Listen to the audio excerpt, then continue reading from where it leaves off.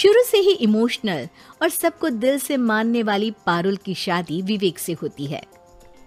क्या है यार, शादी के वक्त तो तुम दुबली हो गई थी, लेकिन शादी के 2 साल में ही फिर फूलकर गुप्पा हो गई हो। पारुल के साथ अब विवेक का व्यवहार बदल गया। सास ससुर भी बिना बात के ताने देते। अरे 2 साल हो गए, बच्चा नहीं हुआ, निकल यहाँ से। विवेक का भी सहारा पारुल को नहीं मिलता है। लेकिन जिस विवेक से पारुल को तलाक के एवज में 18 लाख मिले होते हैं, वो पारुल एक दिन, इंस्पेक्टर साहब, मुझे कंप्लेंट लिखवानी है। जी मैडम, क्या हुआ? चीटिंग, एक लड़के ने मेरे 6 लाख रुपए लूटे हैं। पुलिस वाला पारुल को ऊपर से नीचे तक देखता है। मामला क्या है, विस्तार से बताइए। पारुल फिर जो बताना शुरू करती है, उसके बाद इंसानियत से भरोसा उठना लाजमी है। मेरे पति ने मुझे कभी अपनाया ही नहीं। शादी के 3 साल में ही मेरा तलाक हो गया। मैं नहीं चाहती थी कि मैं उनसे एक भी पैसा लूं, लेकिन वकील और मेरे माता पिता ने उनसे 18 लाख की रकम ली। फिर क्या हुआ? क्या वो पैसे उसने वापस ले लिए?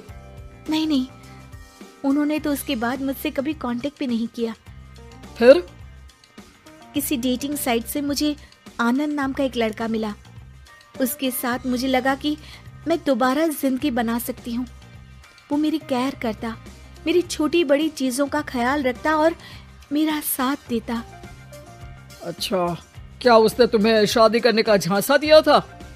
हाँ, वो भी तलाकशुदा था। पहले तो उसने मुझसे कहा कि उसकी एक बेटी है, लेकिन फिर पता चला कि उसकी एक नहीं 2 बेटियां हैं।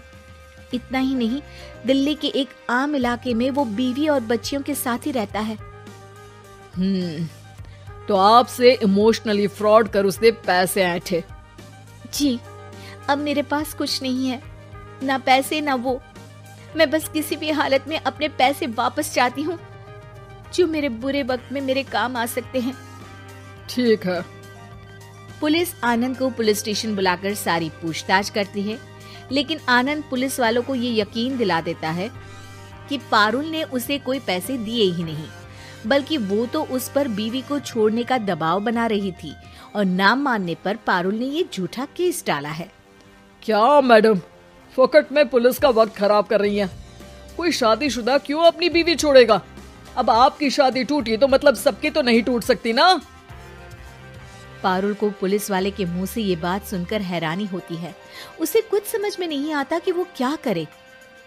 वो अपनी सहेली झनक, जो कि वकील थी, उससे कांटेक्ट करती है। झनक, मैं क्या करूं? मैं कैसे पुलिस को यकीन दिलाऊं कि आनंद ने मेरे साथ न सिर्फ शारीरिक और मानसिक चीट किया है, बल्कि आर्थिक तौर पर भी वो मुझे खाली कर गया है। अब वक्त झनक का था। देख पारुल, ऐसे तो किसी को भी बिना सोचे समझे पैसे नहीं देने चाहिए, लेकिन अब जब तूने ये कदम उठा ही लिया है, मुझे ये बता, तूने कब कब पैसे दिए और कितने? क्या कहीं कोई सबूत है? पारुल कुछ सोचती है।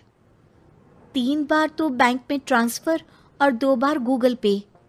क्या इन सब के रिकॉर्ड मिल जाएंगे? हाँ, क्यों नहीं, मैं बैंक से सब निकाल लाऊंगी। अगले दिन पारुल सारी स्टेटमेंट झनक के सामने रखती है और वो व्हाट्सएप की चैट भी दिखाती है, जिसमें कई बार आनंद ने ये बात कबूली थी कि वो उसके पूरे 6 लाख जल्द ही देगा। झनक अब पूरा केस लेकर पुलिस के पास जाती है और मामले को क्राइम एक्ट के तहत पूरे सबूत के साथ दर्ज करा आनंद की गिरफ्तारी की मांग करती है। पुलिस आनंद को लेने जैसे ही उसके घर जाता है, उसका सारा मामला बीवी और बच्चों के सामने खुल जाता है। पुलिस स्टेशन में पारुल को देखकर आनंद भड़क जाता है। ओह, तो बहुत होशियार बन रही हो तुम। ये झनक है ना तुम्हारी बचपन की सहेली? बताऊं सबको तुम्हारे बारे में? सब है मेरे पास, वो फोटो, वो वीडियो, तेरे भाई का नंबर भी है। 6 लाख क्या, अब 1 रुपया भी निकाल कर दिखा दे। वो पुलिस स्टेशन में जोर जोर से चिल्ला रहा था कि तभी पुलिस के एक सीनियर ऑफिसर को गुस्सा आ जाता है। क्यों चिल्ला रहा है? अब तो सारे सबूत है तेरे खिलाफ। ऊपर से यहाँ चिल्ला चिल्ला कर तूने खुद को तो गड्ढे में धकेल दिया है। जल्दी बता, लड़की के पैसे लौट आता है या फिर?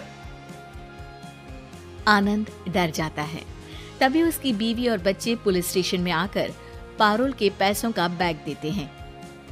मेरे पति को माफ कर दीजिए प्लीज, उन्हें पुलिस से बचा लीजिए, मेरे छोटे बच्चे हैं, ये कैसे रहेंगे। होता भी यही है। पारुल केस वापस ले लेती है, लेकिन उस सबक के साथ कि इमोशनल होकर किसी को भी अपना पैसा नहीं देना चाहिए। झूठ बोलकर रिश्ते कभी ना बनते हैं और ना ही